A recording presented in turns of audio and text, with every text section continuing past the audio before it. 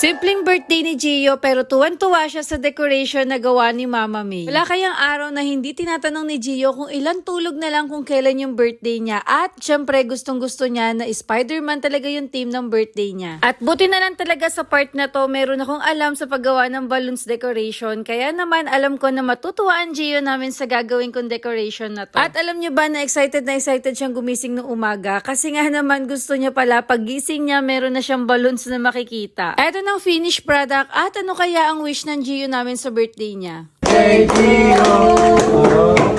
Wish mo.